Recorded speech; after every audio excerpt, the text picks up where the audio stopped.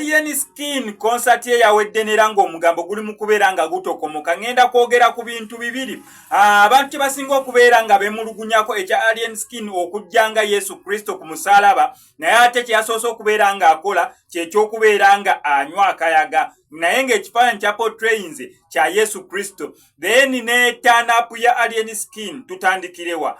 Katandikire ku kya turn up. Turn up amazima gali nti cricket over munene. Cricket over munene. Alien Skin mu kusookera ddala tuddayo wali eri ku initial kintu kye kyali ayogera. Omanyi omuntu obeerawo n'ogamba wenfunamu akasente njagala ngule ki? Njagala ngule ye emmotoka Benz.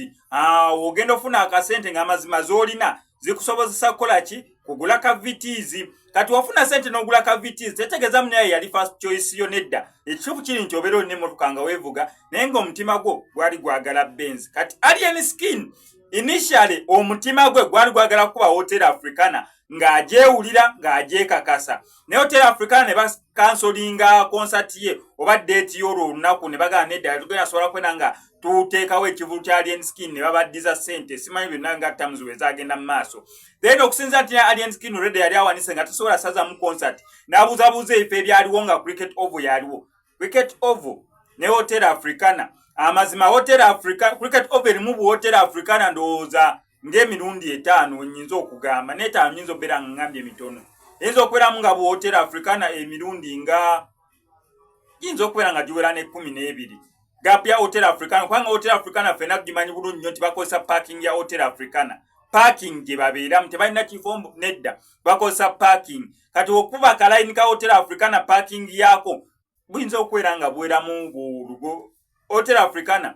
Lugo genzo okubeera mu Hotel Africana nga 12 ku 15 wembeera sibaze bubi naye nga nsuubira buwerawo. Kati omusajja yali ayagala Hotel Africana alina omuwa ekifo nga kirimu Hotel Africana emirundi 15. Ndowooza osobola okutegeera gundi. Kati just imagine aba abadde ku lugo rwo Cricket Oval babateeka ku Hotel Africana.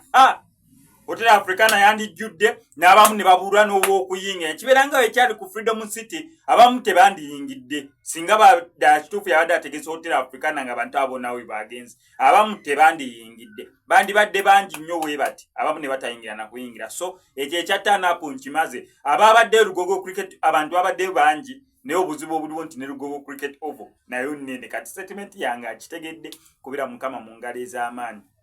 Then tugende ku kya Alien Skin okubeera nga yazze ngani nga Yesu Kristo. Ekyo kiri okay. Bantu bazanye filimu za Yesu Kristo, bazanye perspective za Yesu Kristo, abenjawulo bagigenze ku misalaba waliwo okubulya omusalaba. Abantu bamanyi okweteekako okukubulya omusalaba nga balitambuza. Oyo ne yeteekerako ddala ku musalaba bitabeera mu time ya gundi yaki Easter n'ebisigadde ng'ebyo. So ekyo tekirina musango. Naye kati obuzibu obuliwo Alien Skin ye ng'omuntu ekisooka tukimanyi bulungi nnyo nti yasiramuka. So omusiraamu okola ekintu ng'ekyo kibanga kuyingirira ddiini y'abali bali bagenda kiraba bulala bagambe oli mu kuyeeyereza Yesu Kristo kati ekyo ekyeddiini kivuddewo. Then ekikolwa ky'okoze bakuggyeko akaveerayo bati bagenze okulaba nga Alien Skin yaliko ku stage kyewasoose okukola kyekyokufuuwa akayaga. Ekyo nkitekedde mu comment section. Bannange nze ebyo bye nalabye ku show ya omukulu Alien Skin. Bebekulu yazze abazze okubeera nga bamuperformingirako bazze. Then ngenda kuleetera ebyabadde wa Gladiator the Emperor